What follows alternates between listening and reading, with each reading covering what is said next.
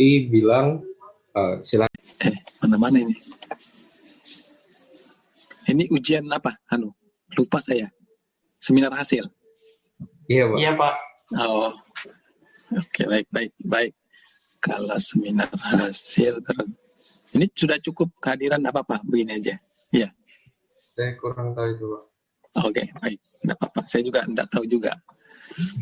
Yang hadir siapa-siapa ini sudah? Ada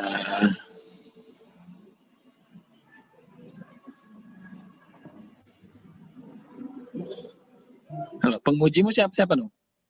Bu Novi sama Bu Mardia, Pak. Oh, belum ada? Iya, kalau Bu Mardia belum bisa hari ini. Oh, gitu. Iya. Ya, yang Bu Tantra juga, Bu Tantra apa? Pembimbing. Ya. Oh, pembimbing. Satunya pengujinya? Bu Novi katanya silakan dimulai saja, saya akan menyusul atau mau tunggu Bu Novi dulu, Pak? Iya. Masalahnya Tunggu kita. aja, Pak. Ya, tunggu aja sebentar, Mas. Bu Tantra juga belum datang, belum masuk ya. Kita tunggu aja dulu. Iya, Pak. Ya.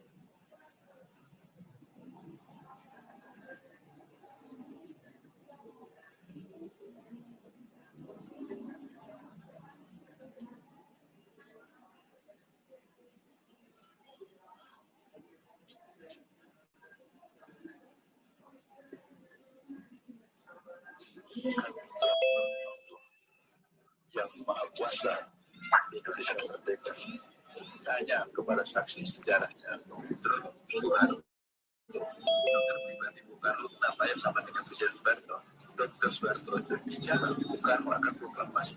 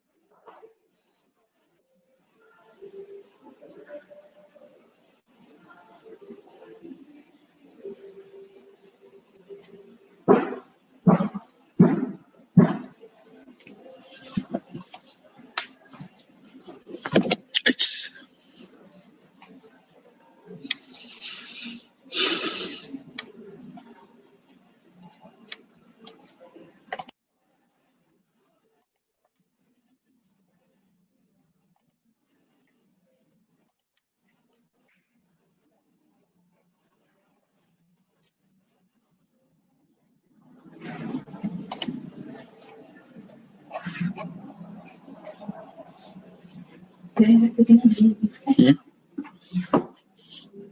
ya aku.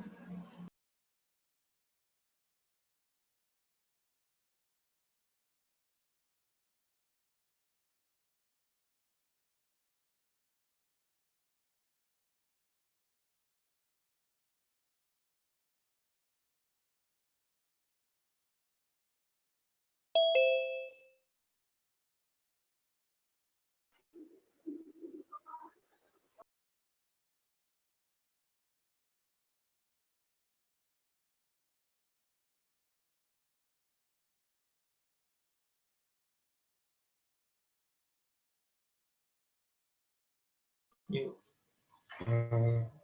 Pak Kahar, Bu Nopinya sudah hadir, Pak.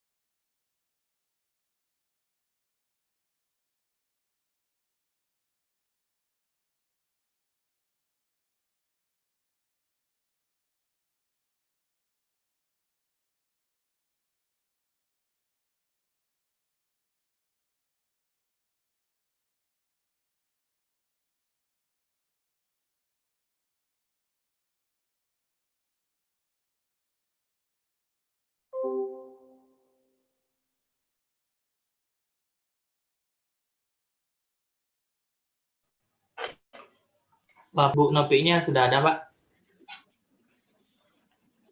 Halo? Sudah Bu bisa, Nak? Nopinya, iya. Ayo, oke. Bismillahirrahmanirrahim. Assalamualaikum warahmatullahi wabarakatuh.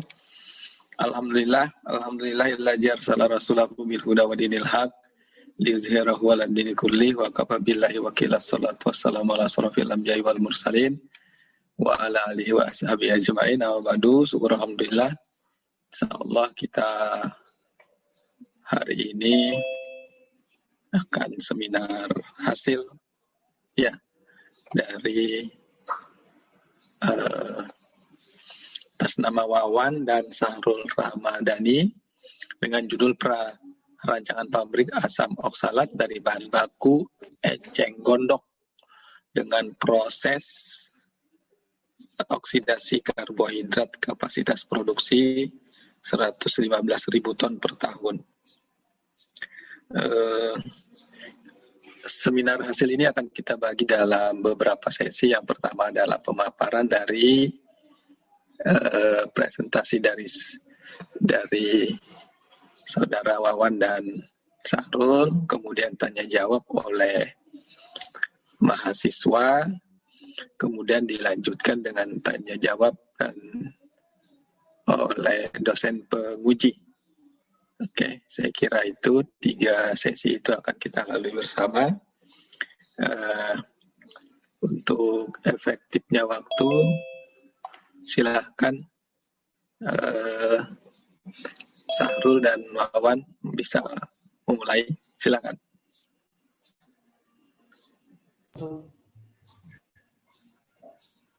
Baik, Pak. Auzubillahiminasyaitonirrajim. Bismillahirrahmanirrahim. Assalamualaikum warahmatullahi taala wabarakatuh. Waalaikumsalam warahmatullahi. Alhamdulillahirabbil alamin. Wassalatu wassalamu ala asyrafil anbiya'i wal mursalin. Wa sallallahu ala sayyidina wa maulana Muhammadin wa ala alihi wa sahbihi ajmain.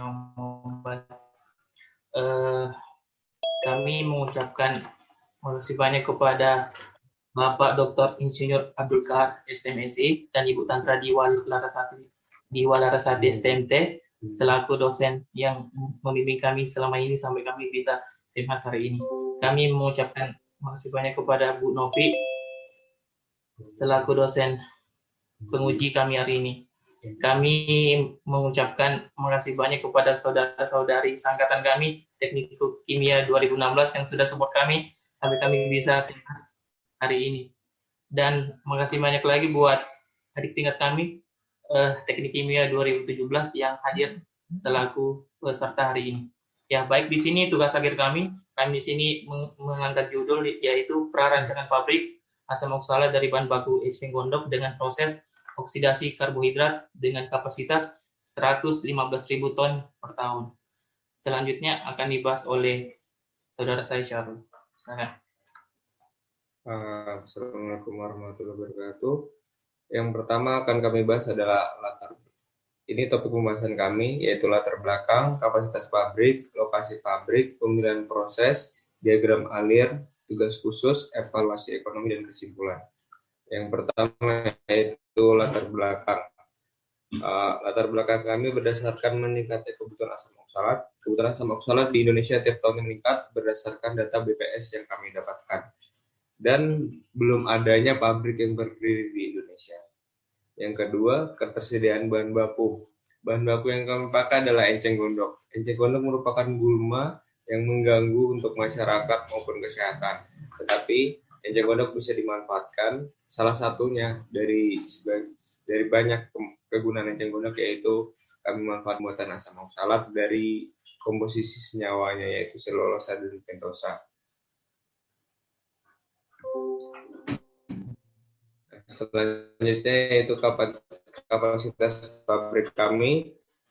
Ini proyeksi perhitungan di mana M1 yaitu kapasitas impor, M2 produksi dalam negeri, M3 kapasitas pabrik yang akan didirikan, M4 konsumsi dalam negeri, M5 kapasitas ekspor. Untuk mendapatkan kapasitas pabriknya maka rumusnya yaitu M3 sama dengan M1 tambah M2 dikurang M4 ditambah M5 dan menghasilkan proyeksinya 3.830 ton per tahun. Nah, dari proyeksi tersebut kami membuat kapasitas pabrik kami berdasarkan ketersediaan bahan baku. Dari datanya yaitu satu batang enceng gondok dalam waktu 52 hari mampu berkembang seluas 1 meter atau dalam area 7 meter persegi. Menyatakan bahwa dalam 6 bulan enceng gondok pada area 1 hektar dapat mencapai bobot 125 ton. Dari pertumbuhan enceng gondoknya, 1 hektar itu dalam 6 bulan menghasilkan 125 ton. Nah, proyek pabrik kami kapasitasnya kan dalam per tahun. Jadi dalam setahun pertumbuhan enceng gondok itu mampu menghasilkan 125 ton. Dua kali 125 ton yaitu 250 ton. Dari ketersediaan bahan baku yang kami pakai yaitu di Danau Jempang, di Kecamatan Jempang, Kutai Barat, Kalimantan Timur, ditumbuh enceng gondok hampir seluas 12.400 hektar atau 85% dari luas danau tersebut, yang menghasilkan 6.205 hektar yang ditumbuhi enceng gondok. Nah, dari ketersediaan bahan baku yang tersedia di Danau Jempang tersebut, yaitu 6.205 hektar, itu akan kami gunakan untuk kebutuhan bahan baku selama 10 tahun. Jadi, ketersediaan bahan bakunya kami bagi 10 menjadi 620,2 hektar saja. Itu baru kami kalikan dengan pertumbuhan enceng gondok dalam 1 tahun, yaitu 250 ton. Menghasilkan 115,125 ton. Nah, dari semua enceng gondok itu tidak bisa dipakai untuk menjadi asam oksalat, sehingga kami kalikan dengan komposisi yang bisa dipakai untuk menjadi asam oksalat, yaitu pentosa dan selulosa sebanyak 73,5%, sehingga menjadikan jumlah enceng gondok, asam oksalat yang akan kami buat yaitu 114.000 ton per tahun, kami buatnya menjadi 115 ton per tahun, yaitu dapat menutupi 3% dari proyeksi kebutuhan ekspor impor di pabrik ini. Selanjutnya yaitu lokasi pabrik. Lokasi pabrik ini berdasarkan yang pertama sumber bahan baku. Sumber bahan baku didapat oleh Danau Jempang, Kutai Barat, yang tidak jauh dari lokasi pabrik kami. Setelah itu, transportasi di pabrik kami ini akan didirikan di Sebulu, ke Kabupaten Kutai Kartanegara, Kalimantan Timur. Di situ bisa melalui jalur darat dan jalur air. Jalur air ini berfungsi untuk mengambil bahan baku yang berjarak sekitar 172 km atau 4 jam perjalanan air. Setelah itu untuk utilitas yaitu kebutuhan air akan kami ambil dari Sungai Mahakam sendiri yang tidak jauh dari lokasi pabrik. Dan untuk listriknya kami akan mengambil dari Tanjung Batu yang berada 40 km dari pabrik jauhnya. Setelah itu tenaga kerja akan kami ambil dari lulusan perguruan tinggi di Kalimantan Timur. Pemasaran produk akan dipasarkan ke PT-PT atau perusahaan marmer, tekstil, dan industri. Selanjutnya saya kembalikan kepada Wawan. Ya, baik. Dari literatur yang kami dapatkan, untuk cara atau metode proses yang digunakan dalam membuat asam oksalat yang kami dapatkan ada 4. Nah, di sini sudah ada, bisa dibaca sendiri bagian-bagian yang bisa dibandingkan seperti temperatur, tekanan, kemurnian, konversi, kelebihan dan kekurangan. Jadi dari 4 metode atau cara ini kami memutuskan untuk memakai proses oksidasi karbohidrat dengan alasan kemurnian dan konversi proses tinggi, dan ada gas NO dan NO2 yang dapat di-recycle kembali. Ya, seperti itu. Yang lanjut ke diagram alir proses. Ini. Ya, di sini awalnya gudang bahan baku eceng gondok. Kemudian diangkut menggunakan belt conveyor sama bucket masuk ke dalam rotarikator untuk dipotong. Baru masuk ke stereo conveyor, lalu ke bucket, baru masuk ke dismill untuk menyamakan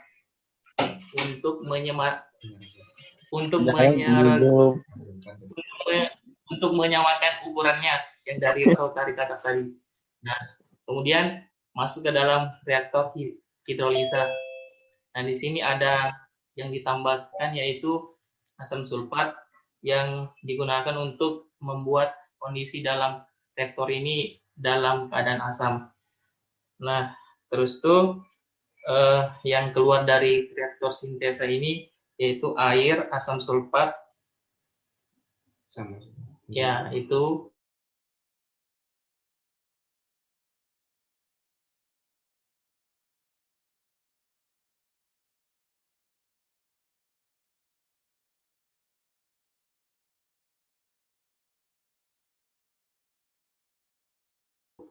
baru di dalam reaktor hidrolisa itu 30 HE untuk diturunkan suhunya jadi 75 buat mengurangi energi yang dipakai. Jadi kami pakai cooler lagi buat menurunkan ke suhu ruangan kembali jadi 30 derajat.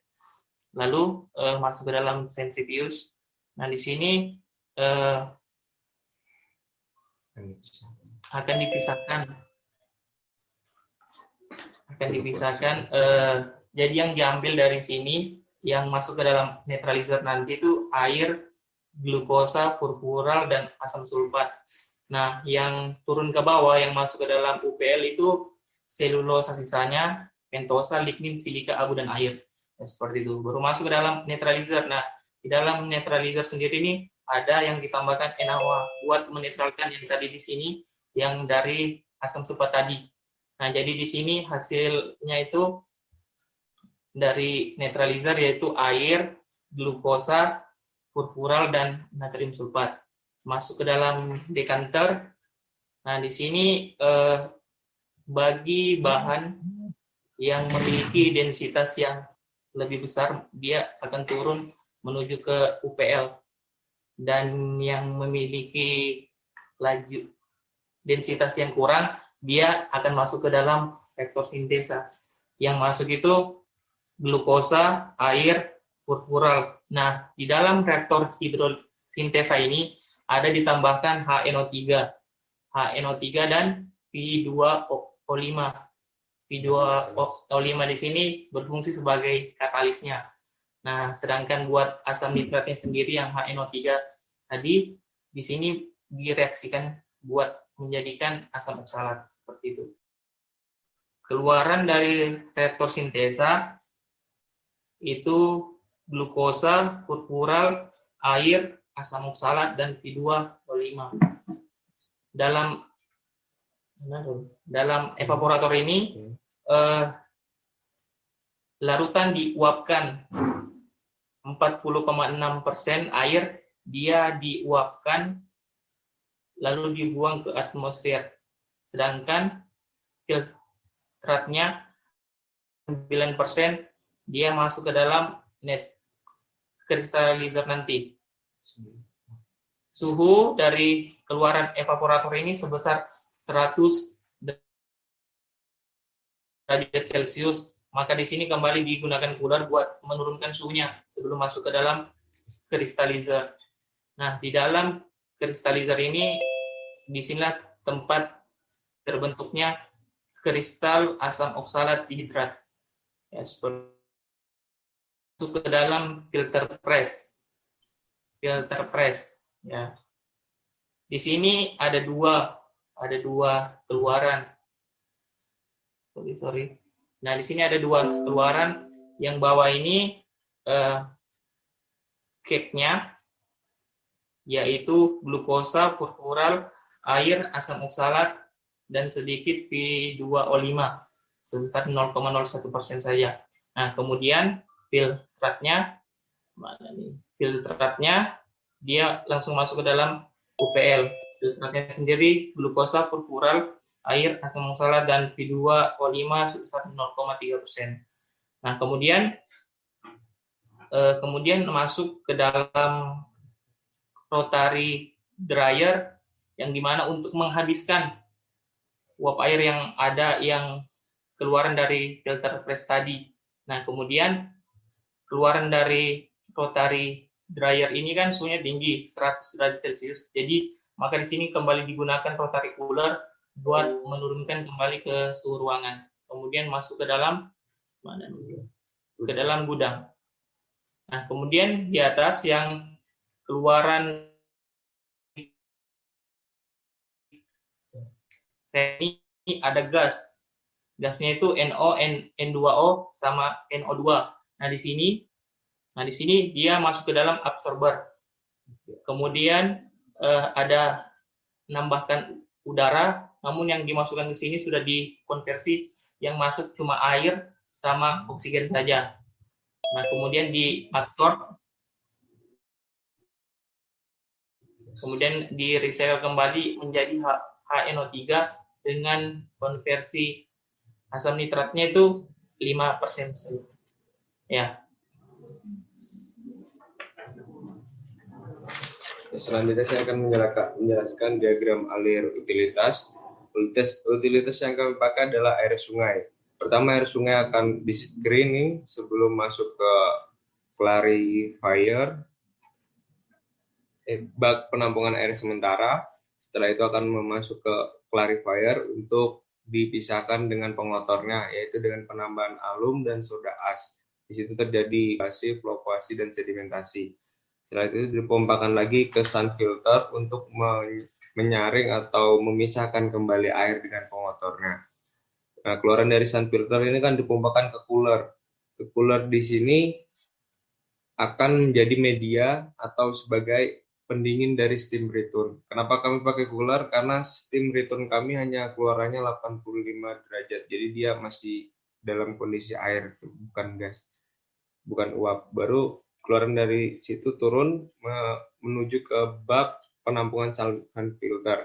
Nah, di bak penampungan sun filter ini akan ada 3 keluaran. Yang pertama akan dipompakan menuju cation exchanger untuk menghilangkan ion positif. Selanjutnya dipompakan lagi ke anion exchanger untuk menghilangkan ion negatif sebelum masuk ke tangki air demineralisasi. Nah, di tangki air demineralisasi ini akan ada 2 keluaran. Yang pertama menuju deaerator untuk memisahkan gas dan air. Air tersebut akan masuk dipompakan ke boiler untuk menjadi steam kembali. Dan yang kedua, keluaran dari tangki air demineralisasi ini akan turun menuju water process dari pabrik dan menuju ke cooling water, menuju ke cooling tower untuk digunakan sebagai cooling water.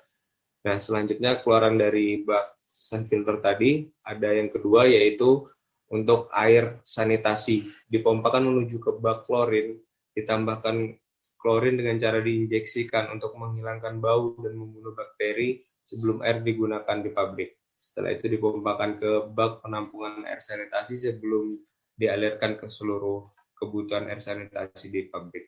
Yang ketiga, digunakan untuk air hydrant fire atau air untuk pemadam kebakaran jika ada terjadi masalah.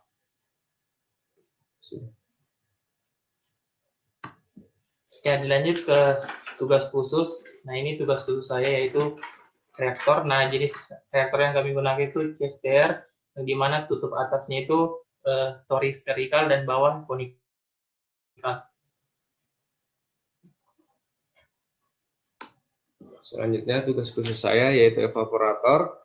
Di sini pemilihan evaporator itu saya pilih short tube berdasarkan tabel 47 Brownell untuk luas perpindahan panasnya, hanya tidak melebihi dari 300.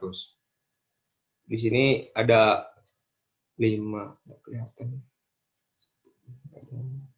Ada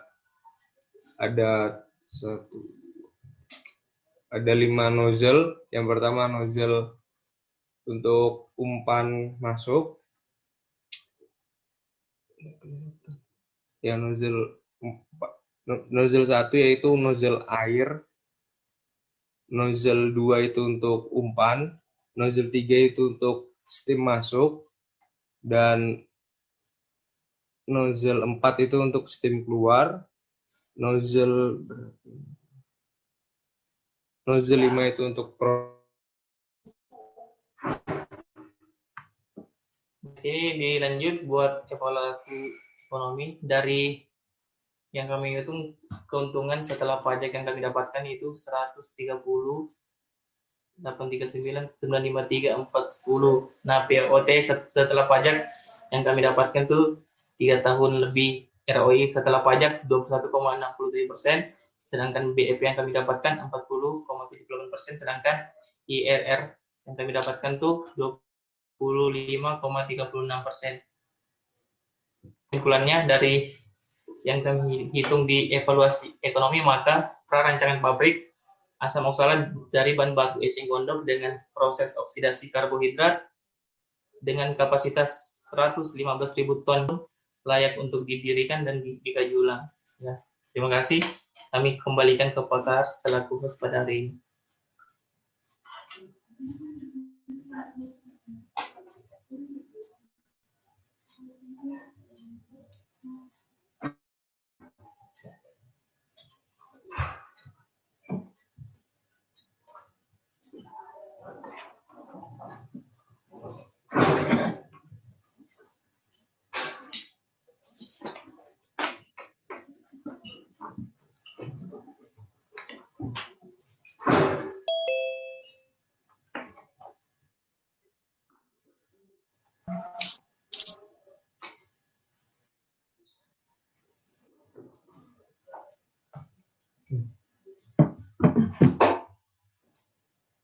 Pak Kahar.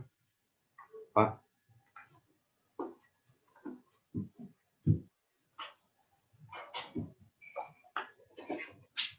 Mohon tunggu sebentar, mungkin pakarnya lagi ada keperluan.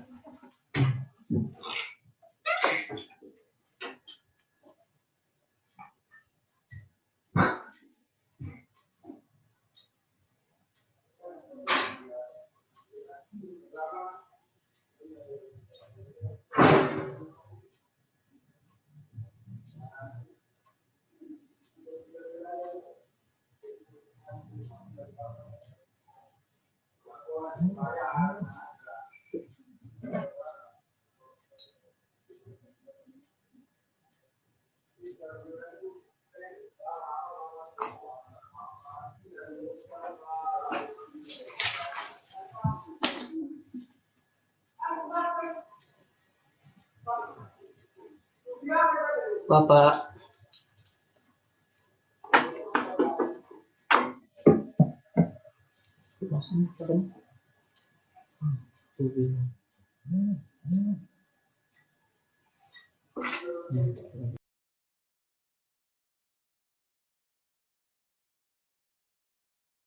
Mana-mana ini?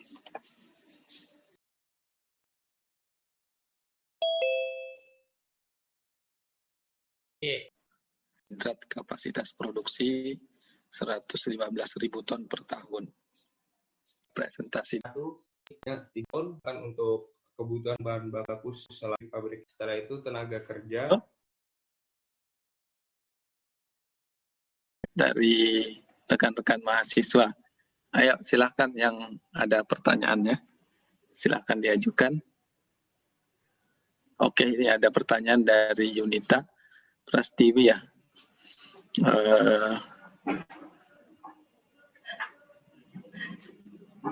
Untuk nomor dan nomor yang di recycle berwujud apa ya? Lalu pertanyaan berikutnya, berapa kadar masing-masing penambahan zat hingga perlu adanya pengenceran? Baik, silakan. Kemudian ada, langsung dijawab? Ya, saya akan menjawab pertanyaan yang pertama dari Yunita.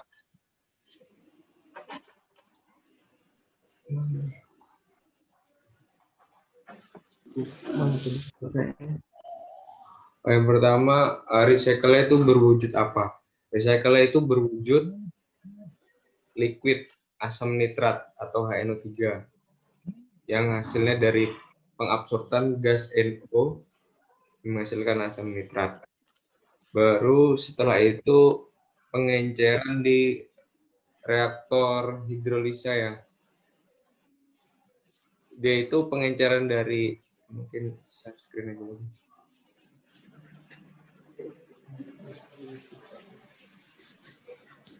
Melecok.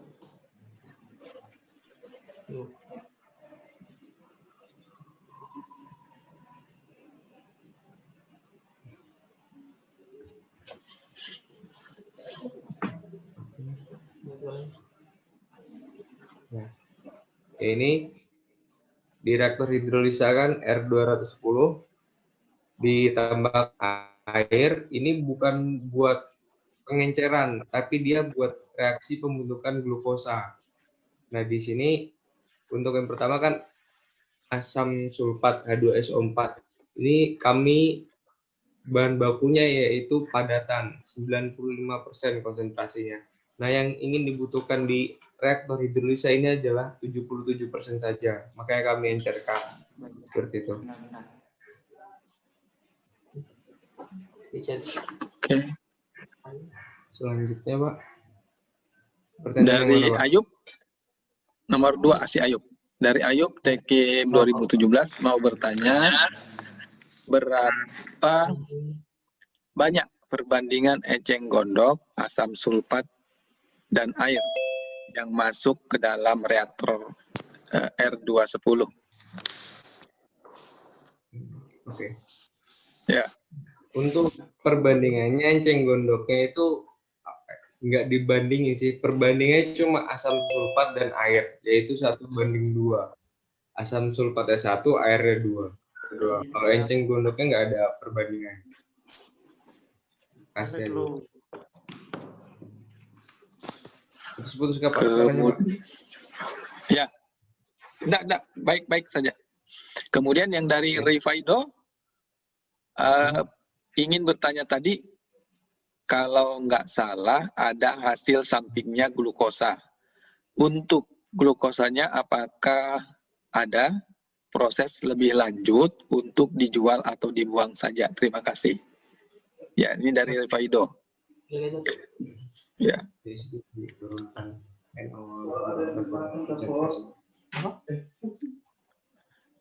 Yang dari Rifaido, Rul. Silakan, Rul. Ya, dari hasil sampingnya di sini dia itu langsung masuk ke dalam UPL saja hasil glukosa tadi. Ya. Seperti itu. Oh. Ya, lebih tepatnya nggak cuma glukosa saja tadi, yang besar sekali kan natrium sulfat. Itu langsung kami ke UPL saja, baru kami turunkan konsentrasinya menggunakan koagulan untuk dia agar setelah dari situ, dari unit UPL langsung dikeluarkan ke sungai limbahnya. Jadi si natrium sulfat nggak akan langsung ke sungai.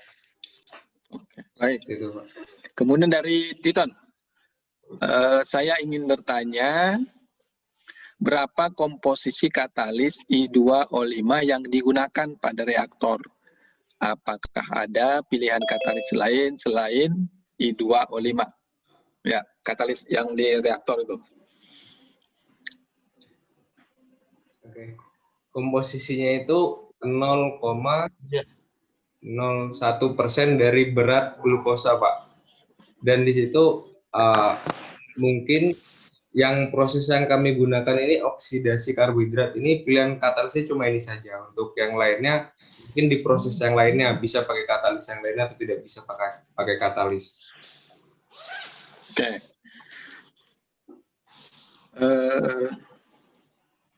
Ini dari Arista Rahma.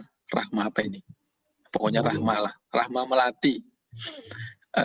Saya Arista mau bertanya berapa waktu tinggal di reaktor? Ya, di sini saya jawab ya buat Arista Ya. Melawati. Nah, buat waktu tinggal di sini cuma 1 jam aja deh. 1 jam. Ya, cukup, Pak. Oke.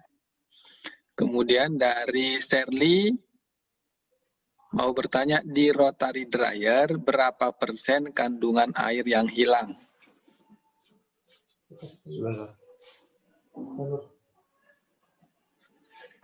Sebentar ya.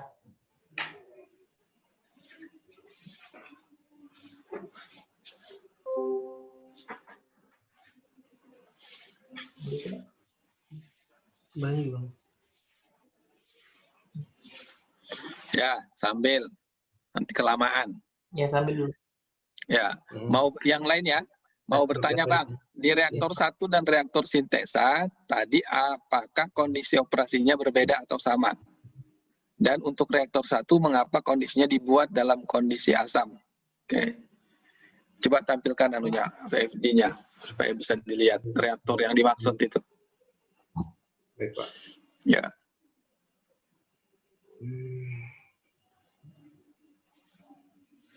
Ini ujungnya. Apa? Nah, ujungnya.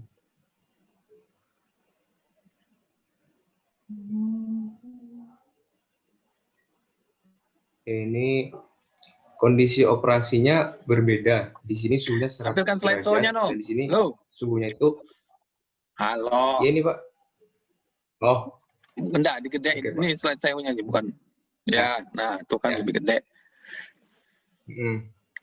Ya, ini pertamanya kondisi operasi di reaktor hidrolisa atau reaktor 1 yang tadi disebutkan yang bertanya. Ini kondisi operasinya 100 derajat di sini.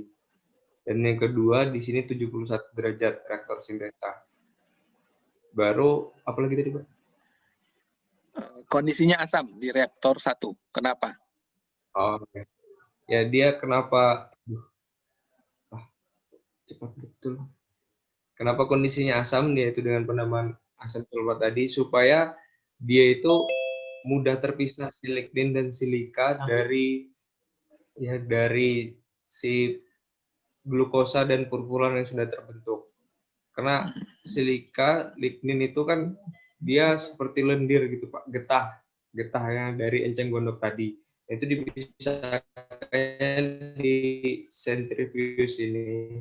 Dia akan mudah berpisah dengan kondisi asam. Oke, baik. Ya. Jadi Terima intinya kasih. bahwa kondisi asam diharapkan agar terjadi pemisahan antara produknya, gitu ya. Kemudian dari Stanley mau tanya produk samping yang dihasilkan apa saja dan produk sampingnya dijual atau tidak. Nah, hasil sampingnya apa Jarul? Dijual atau enggak? Masih punya harga atau tidak? Hasil sampingnya enggak ada sih yang kami jual Pak.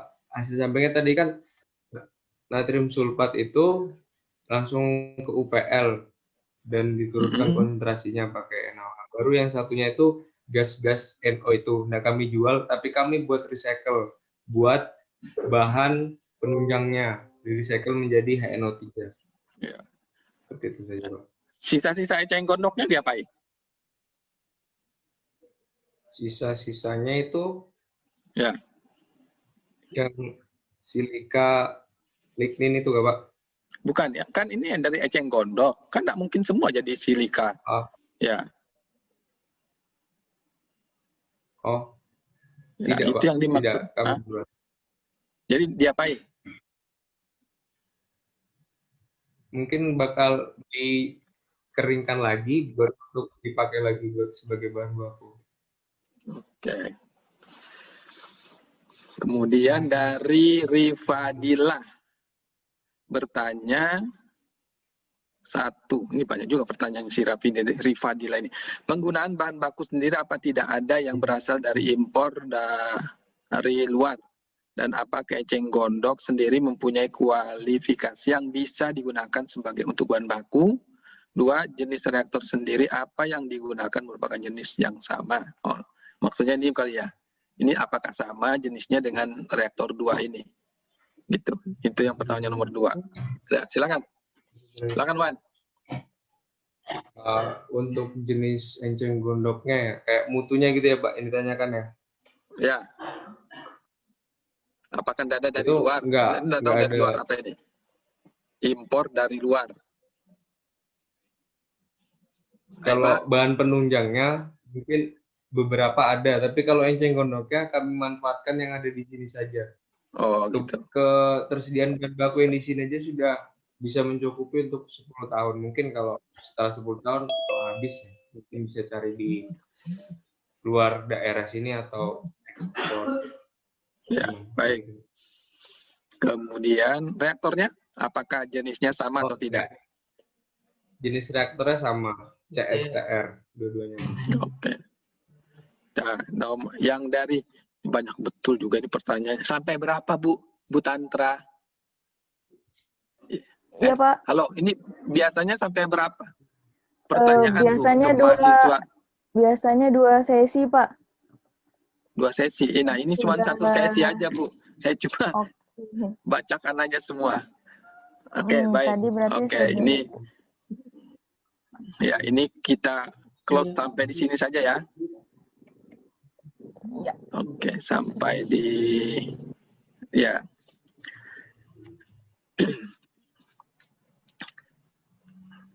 Saya Hesian Pebi ingin bertanya,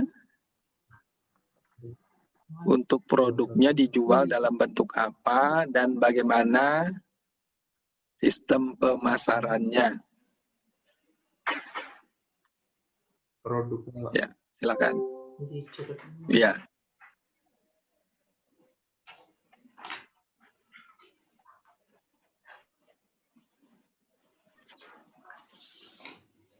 Produknya ini kami jual dalam bentuk padatan. Sarankan ke mungkin di Indonesia dulu PT-PT yang tekstil, marmer, dan pembuatan industri melalui jalur darat.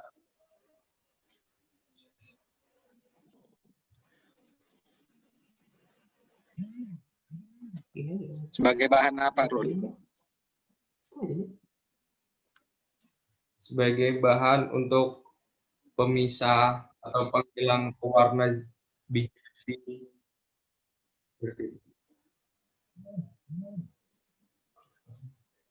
Putus-putus dulu, coba ulang dulu. Ya, buat produknya akan kami jual dalam bentuk Kenapa? padatan, yaitu berbentuk kristal. Oke. Biasanya digunakan untuk apa itu produkmu itu? Dan biasanya asam oksalat ini digunakan untuk coating dalam perusahaan atau untuk alat pelapis. Baru jika dalam industri itu digunakan untuk penghilang zat warna tekstil, industri marmer, dan biji warna. Oke. Ya, baik. Masih putus-putus ya. Oke.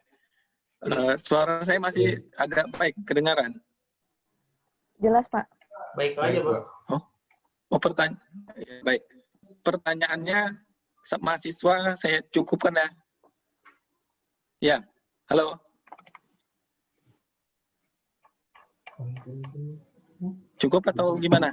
Kalau dari chat sudah tidak ada yang bertanya lagi sih, Pak. Mungkin. Oke, baik. Berarti kita lanjut ke Ibu pengujimu, Ibu Novi aja kan, Wawan sama Rul. Iya, Pak. Wawan kuis yang hadir, yang bisa hadir. Oke, baik. Ibu siapa? Bu Novi? Novi, Pak. Bu Novi. Kedengaran, Bu? Oke. Saya kedengaran suara saya, Pak? Ya, kedengaran, jelas. Baik. Ini saya yang punya mantul-mantul. Ya. Suara saya enggak. Saya juga mantul nih suara saya nih. Gemak. Ya. Apa ya? Karena apa ya?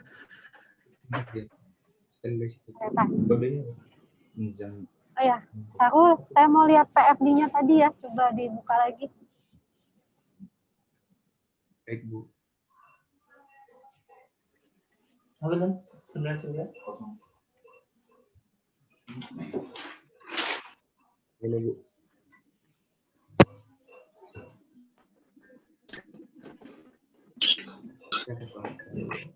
Coba kita lihat. Sudah, Bu. Bahan bakunya eceng gondok. Nah, eceng gondoknya itu ada perlakuan.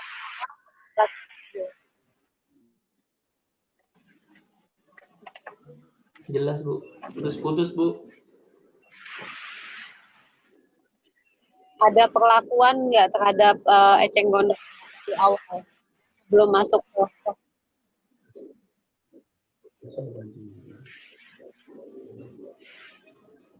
Bahan baku eceng gondoknya itu cuma di anu aja, Bu. Cuma di jemur aja. Baru pakai. Di apa? Jemur aja sampai kering. Warnanya kecoklatan gitu. Itu aja, Bu. Kategori keringnya itu pada kadar air berapa?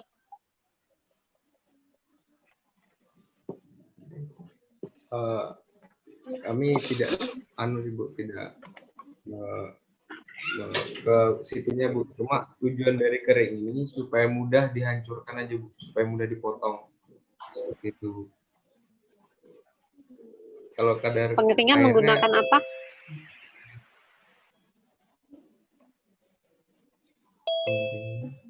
Matahari, Bu.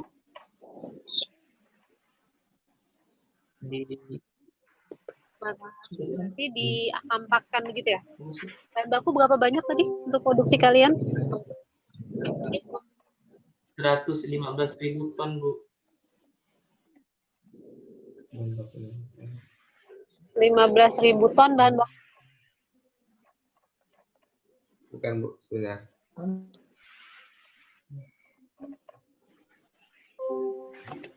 Ini bahan bakunya 155 ton. Ya, 155 bahan baku. Bahan baku kalian 155 ton, ya? Iya. Ini dalam satu tahun ya kan? Ya, Iya, tiap tahun, Bu. Nah, kira-kira kalau dalam satu harinya berapa yang kalian harus sediakan bahan bakunya?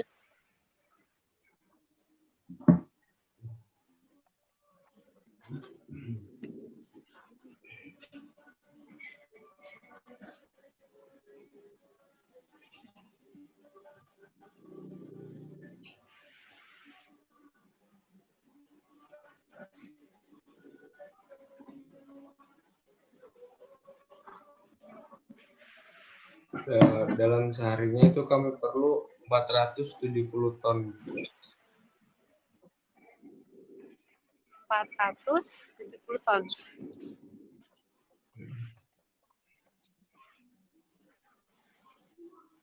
Dalam sehari 470 ton ya? Ya, Seriusan. Satu tahun 155.000. Satu hari 170 ton. soalnya kami satu tahunnya itu 330 hari beroperasi pabriknya. Berapa Tidak ratus hari? full dalam 330, Berapa hari? tidak full dalam 330 hari 330, Bu. dalam satu tahun. Ya, 330 ya. Iya.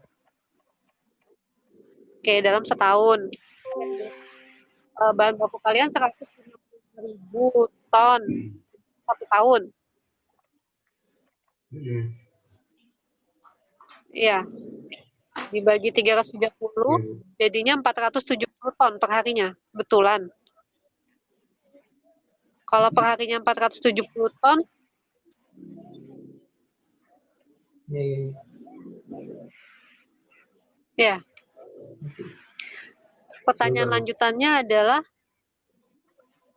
benar nggak 470 ton satu harinya?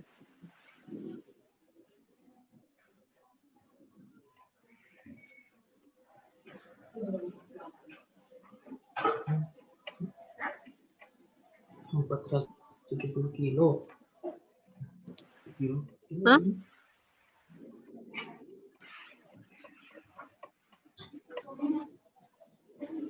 Oke lah, anggapan benar ya. Dengan sebanyak itu angkanya sebesar itu, bagaimana kalian mengeringkan eceng gondok dengan menggunakan matahari? Gitu. Berapa luas lahan yang diperlukan?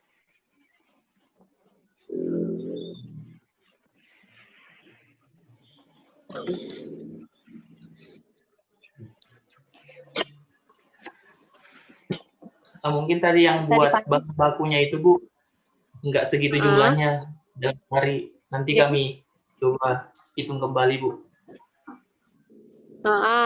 Ya, sebetulnya kan gampang tuh, 155.000 ton dibagi dengan 330 hari, berapa jadinya? 477. Entah ini dalam angka kilogram. ton kan dibagi cuma tahun ke harinya. Jadi 477 kilo. Oke, 400 ya, anggaplah 400 kilo ya per harinya kalian ini kelola ya atau olah. Itu bagaimana mengeringkan 400 kilo itu? Kalian menggunakan alat atau hanya dengan bantuan matahari saja?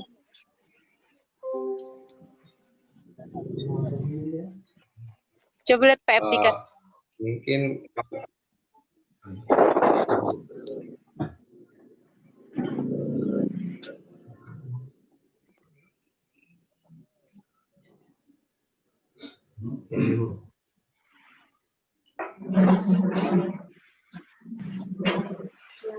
PFD mana bagian yang kalian sebut mengeringkan? Ada nggak di situ proses pengeringan eceng gondoknya?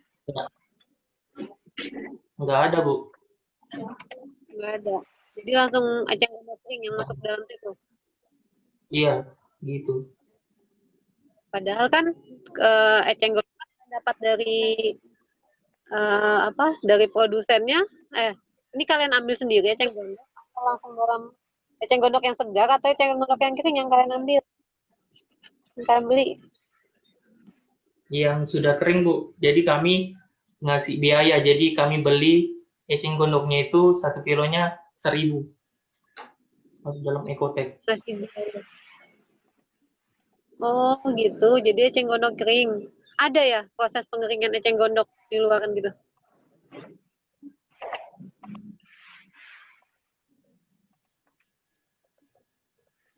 Kalau saya sih, menurut saya lebih baik kalau saya gitu kan, lebih baik mungkin eceng gondoknya diolah sendiri, dibuat alat pengeringan gitu kan untuk mengeringkan eceng gondok yang sekian banyak itu. Apakah dikeringkan di apa dulu?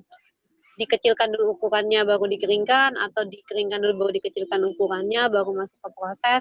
Ini nanti mungkin bisa dipertimbangkan, coba lihat teorinya atau lihat literatur lagi gitu ya. Yang mana yang lebih gampang untuk dilakukan. Karena Iya, Bu. secara ini saja siapa yang menjual eceng gondok kering, karena eceng gondok itu kan sebetulnya banyak aja ya jadi gulma sebenarnya kan saat ini kalau di Kalimantan tidak diperjualbelikan gitu. Apalagi kalian cuma mau beli Rp1.000 per kilonya gitu, kilo kering lagi ya, per kilo kering, belum upah mengambilnya, belum ininya kan seharusnya dipertimbangkan itu semuanya sebagai bahan ininya. Terlalu murah harga 1.000. Kalau kalian taruh 1.000 per kilonya eceng gondok kering lagi. Kalau 1.000 per kilogram, 1.000 per kilo eceng gondok basah, kemudian kalian keringkan sendiri, mungkin bisa gitu ya. Masuk akal kalau di ekonominya nanti. Kemudian kalau dikeringkan sendiri berarti harus dipertimbangkan apa kalau menggunakan matahari efisiennya bagaimana. Meskipun memang Kalimantan kan jarang hujan ya, tapi kan kalau ada hujan bagaimana caranya? Apalagi kalau sekitar tadi 400 kilo per hari itu kan lumayan banyak yang harus dikeringkan itu. Kalau berdasarkan matahari aja saya kira masih berat ya mengeringkannya. Dan kalau seperti itu bisa jadi tidak langsung bisa produksi gitu kan. Kalian harus menyiapkan misalnya untuk produksi besok mungkin 2-3 hari sebelumnya sudah disiapkan bahannya. Berarti kan bukan 400 kilo ya, 400 kilo basah yang harus disiapkan. Ya, nanti coba didiskusi lagi dengan pembimbing ya mengenai ini, mengenai perlakuan terhadap bahan baku. Oke, lanjut. Di dalam PFDMU ini, apakah ada menggunakan alat transportasi fluida?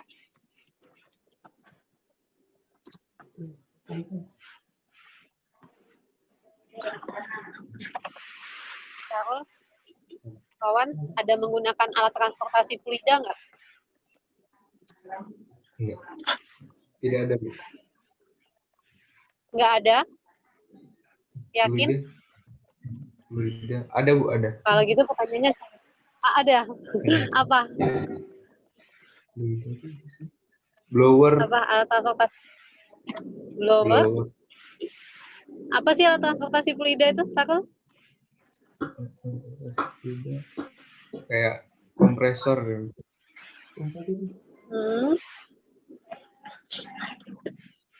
Apalagi yang kamu ketahui tentang transportasi fluida?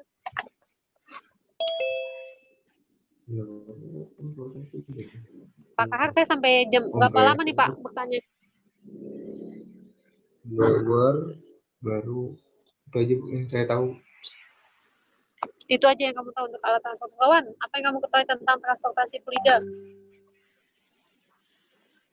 Ya, sampai juhur Bu, benda apa-apa. Itu. Sampai juhur. Iya. Nanti diingatkan aja Pak saya Pak kalau ke ini. Oke, baik. Ya, Wawan, gimana Wan? Apa yang kamu ketahui tentang transportasi fluida? Fluida sendiri kan dia cair sama gas kan. Nah, buat alatnya itu bisa kompresor seperti yang dibaca tadi, blower. Kalau yang di sini sih cuma itu aja, blower. Apa? Transportasinya. Fluida tadi katanya ada cair, ada gas. Kalau gas ada kompresor, ada blower tadi katanya. Kalau untuk cair? Cair pompa, Bu. Pompa, Bu. Jadi ada nggak alat transportasi fluida di dalam pabrik kalian nantinya? Ada, Bu. Hah? Ada atau enggak? Ada. Ada. Pertanyaan lanjutannya, berapa banyak jumlah alat yang kalian gunakan untuk sebagai alat transportasi fluida?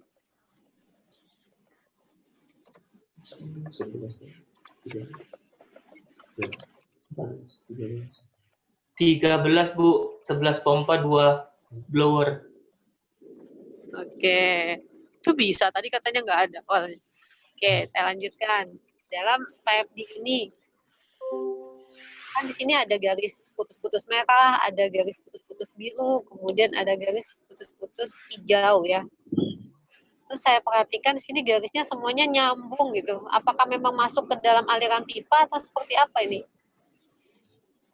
Misal ya, aliran garis putus-putus yang warna merah yang dari atas gitu, masuk ke R210 itu melalui beberapa aliran gitu ya, dan itu lewat begitu saja. Apakah dia memang masuk dulu ke aliran tersebut baru keluar atau seperti apa? Nggak masuk dia Bu. Tapi gambarnya apakah ini mestinya bagaimana nih gambarnya untuk menunjukkan bahwa dia tidak masuk dalam aliran itu?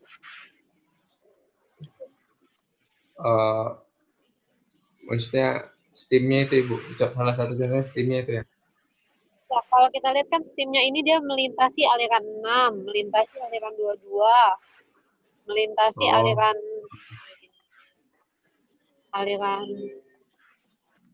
ya, aliran 33 ya. Mungkin dia di atasnya alirannya kayak Bu, kayak dikasih jarak aja gitu. Beda pipa tapi Bu. Ini pipa steam sendiri. Seperti itu.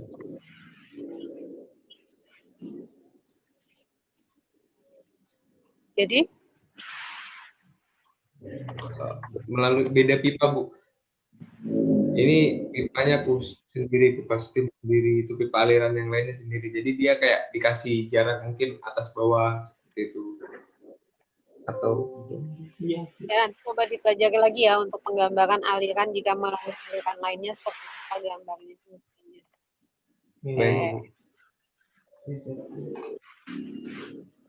Oke, kemudian di R210 tuh reaktor ya. Reaktor apa itu? Ya. Reaktor hidrolisa Bu. Fungsinya untuk Buat menghasilkan glukosa dan purpura. Oke. Itu kalau lihat gambar menggunakan pengaduk ya. Iya. Mengapa menggunakan pengaduk?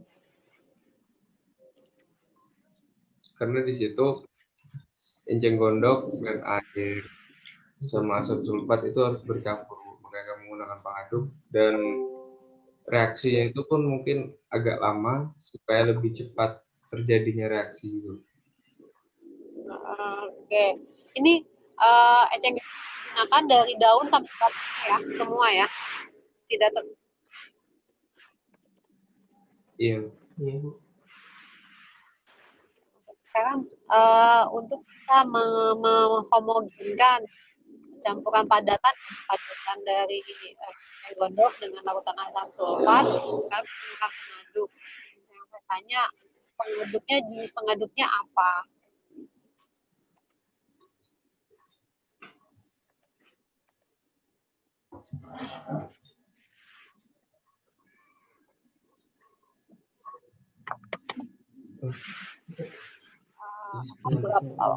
Impelernya berapa banyak impeler? 2 kah? 1 saja atau misalnya bertingkat? 2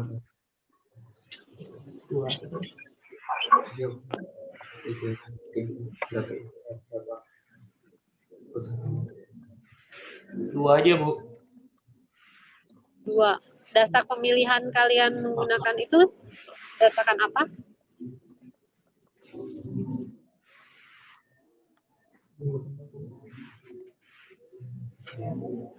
Jumlah bahan baku yang masuk dan laju alirnya Bu.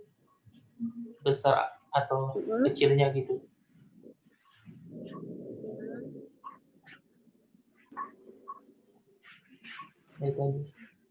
Kalian menggunakan literatur apa pengaduk?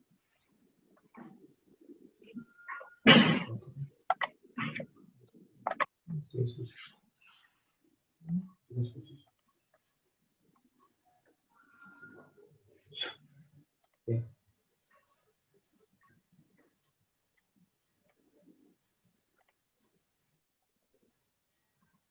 Bentar, Bu.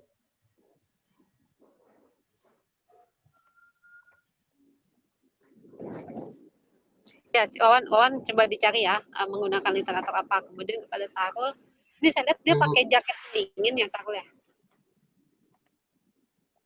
Iya, Bu. Yang netralizer sama Jaket kristalizer. jaket panas ya. Pertimbangan apa yang Sarul gunakan untuk bisa untuk menentukan bahwa ini menggunakan jaket pemanas atau tidak menggunakan koil misalnya. Pertimbangannya apa? Tidak menggunakan koil. Karena si suhu steamnya itu tidak terlalu tinggi, Bu. Jadi pakai jaket saja sudah cukup, bukan hanya koil. Tidak Karena menggunakan suhu koil. steam tidak terlalu tinggi.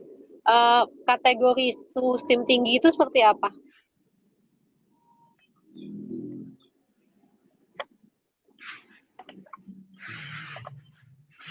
Suhu steam tinggi.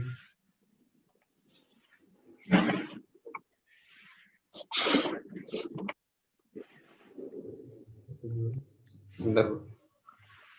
Bu, saya mencoba jawab ya, yang tadi literaturnya.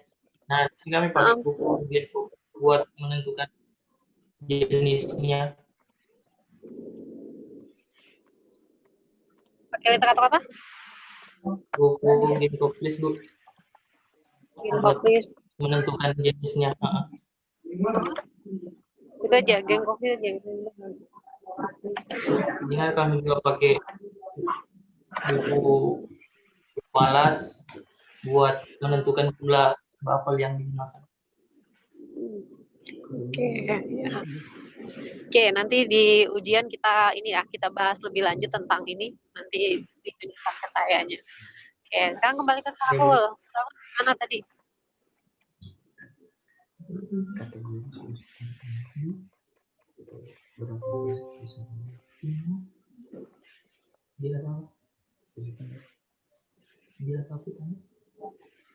Sarul, gimana? Pemilihan jaket karena katanya suhu steam tidak terlalu tinggi. Kategori steam tinggi itu suhu berapa?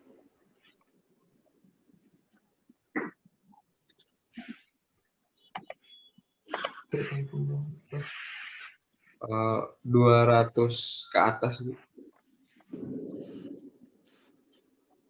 200 ke atas. Ya, nanti dipelajari lagi ya. Sekarang saya mau lihat ini analisa ekonomi kalian. Berapa BEP-nya?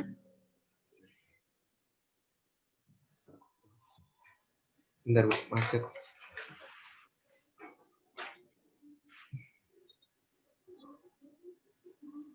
BEP-nya 40,78%, Bu. 40,7. Apa artinya BEP 40% itu?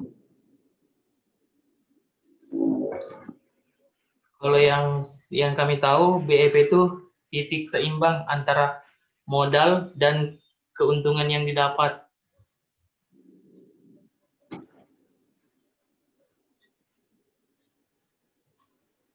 Gitu, Bu. Iya, jadi kalau 40% artinya apa? 40% BEP-nya apa? Jadi kalau misalkan BEP-nya 40%, dia layak buat didirikan. Iya, 40% itu artinya apa? Atau gini, pada tahun keberapa perusahaan atau pabrik kalian mencapai titik BEP? 3 tahun. Dari mana tahu 3 tahun? Gitu itu. Hah? Buka. Sebentar, Bu, saya buka dulu. Oke, Wawan buka. Wawan mencari tahun mencapai BEP. Kalau Sarul, pada kapasitas berapa kalian mencapai BEP? Perusahaan pabrik kalian mencapai BEP. 3 tahun. Berapa jumlah produksinya agar perusahaan tersebut mencapai BEP? Gitu, pertanyaannya. Sekitar 450.000 ton. Ketika mencapai 450.000 ton, perusahaan dikatakan BEP. Dari mana itu dapat 450.000 ton? Itu kan dalam setahunnya kami 115.000 ton. Mungkin di antara 4 tahun atau 3 tahun itu sudah mencapai BEP. Jadi sekitar segitu. Kok ada kata-kata mungkin? Kalian kan menghitung BEP 41%. Ya, saya kembalikan lagi. Sekarang kalau sudah dapat angka BEP 41%, berarti pertanyaannya adalah pada tahun keberapa pabrik kalian mencapai titik 41%, atau pada kapasitas berapa BEP tercapai BEP tersebut, gitu kan? Pada produksi berapa maka dapat 41%. Bahwa dikatakan dia seimbang, tidak rugi dan tidak untung yang katanya orang tadi. Sebentar, Bu.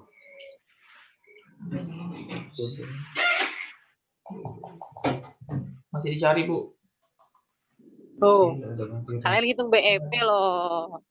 Sudah dapat angka 41%. Mestinya kan ketika ada pertanyaan kan sudah tahu bahwa 41% itu apa yang dimaksud.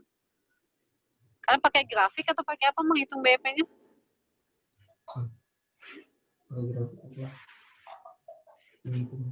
Pakai rumus, Bu.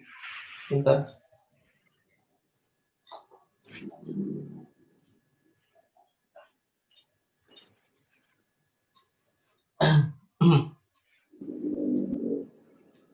Gimana?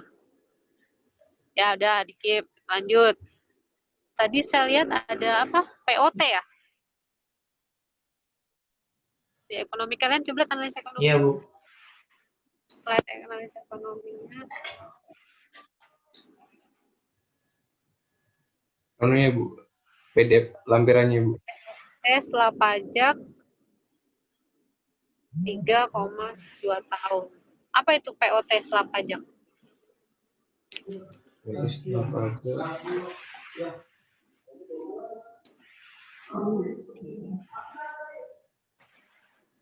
Waktu pengembalian setelah pajak. Pengembalian modal. Waktu pengembalian modal.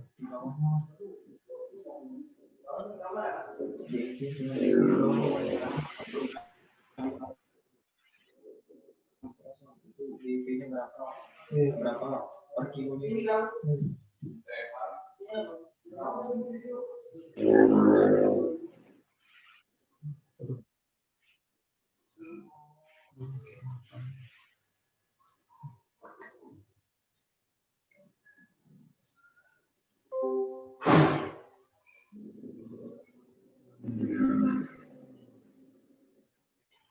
Gimana POT? Bu, saya mau jawab yang tadi yang BEP, Bu. Nah, buat yang BEP di sini kami hitung menggunakan rumus yang FC ditambah 0,3 SPC per S kurang PC kurang 0,7 SPC, yang segitu, Bu.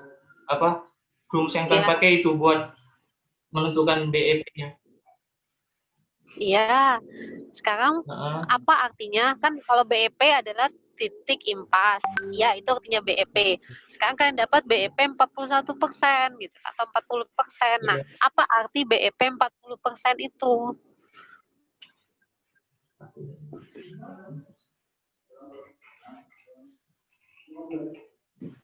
Apa sih dimaksud dengan 40% itu? Maka tadi saya tanya, pada tahun keberapa kalian mencapai 40%? Atau pada produksi berapa 40% tersebut? Ada pada produksi berapa tercapai BEP-nya?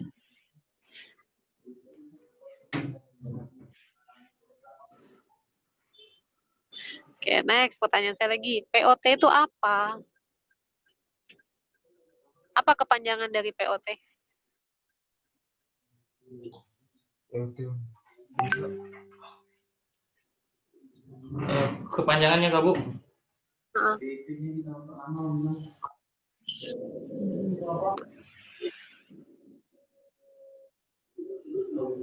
Kepanjangannya POT itu pay out time. Nah, Apa? itu tuh waktu buat mengembalikan modalnya. Pay out time. Payout Buat time. apa? Adalah waktu buat mengembalikan modal. Waktu untuk POT mengembalikan itu. modal. Berarti setelah 3 tahun kalian Ah. akan bisa mengembalikan modal gitu. Ya. Nah, Bu. Itu ada kaitan dengan BEP tadi pertanyaannya. Oke. Saya kembalikan. Apa ROI? Kepanjangan ROI apa sih? Kepanjangannya itu return of investment, yaitu laju pengembalian modal. Kalau IRR? IRR, indikator efisiensi investasi, itu buat definisinya, Bu. Ya, kepanjangannya apa?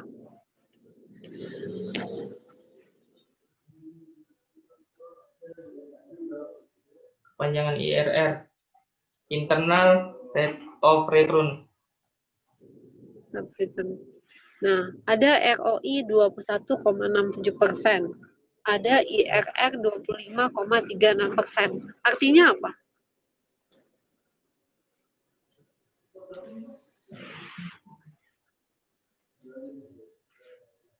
Investasi. ROI.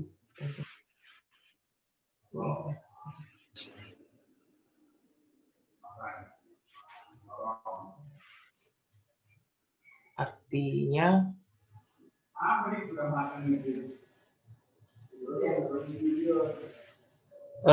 kalau dilihat dari definisi IRR sendiri, yaitu indikator efisiensi investasi. Jadi ketika IRR lebih tinggi daripada ROI, maka investasi itu bagus atau menguntungkan buat pabrik didirikan dan bantuan. Nah, tadi 21% itu artinya apa? Apa sih 21% itu?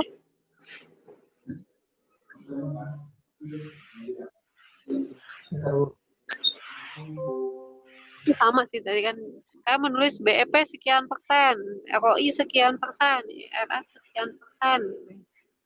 Kemudian shutdown point sekian persen gitu. Itu maksudnya apa gitu. Itu yang harus dipahami ya. Jadi tidak cuma sekedar menghitung, ngerjain, tapi harus dipahami angka itu artinya apa gitu. Sarul, IRR 25,36% artinya apa, Sarul? Sebentar.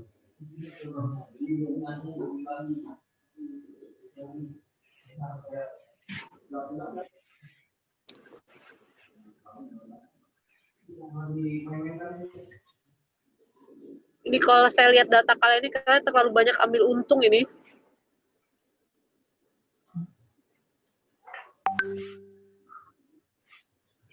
Banyak banget untung pabrik yang kalian dirikan ini nanti.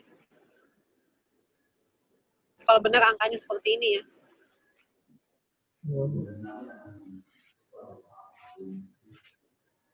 Gimana, Sarul? Penjelasannya apa?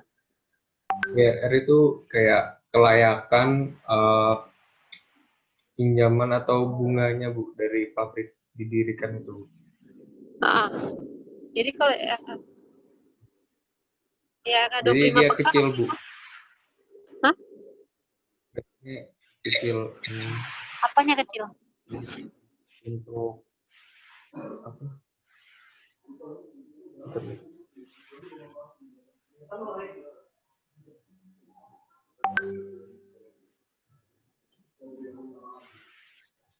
Kelayakan pabrik berdiri daripada bunganya.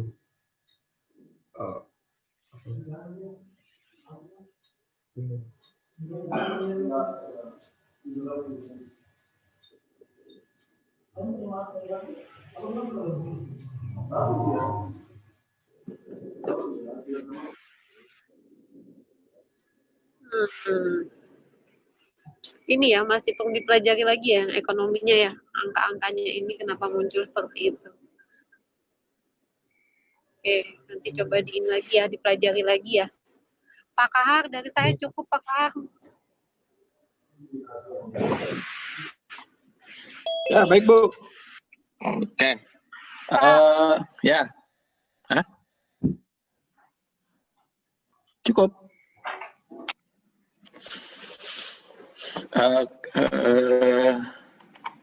Saya kira, nah ini sudah sesi ketiga ya, ya, Rul.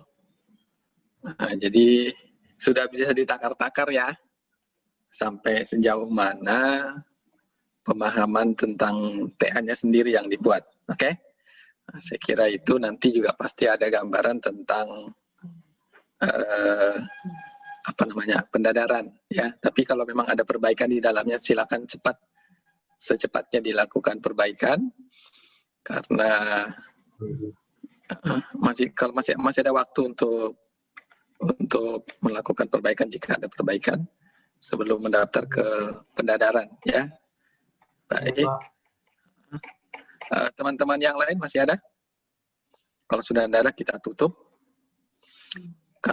Ya demikian, saya kira sudah seminar hasil untuk saudara Sahrul dan Wawan pada hari ini. Kita akhiri dengan membaca billahi taufiq wal hidayah. Assalamualaikum warahmatullahi wabarakatuh. Oke. Waalaikumsalam warahmatullahi wabarakatuh. Terima kasih Pak. Warahmatullahi wabarakatuh. Selamat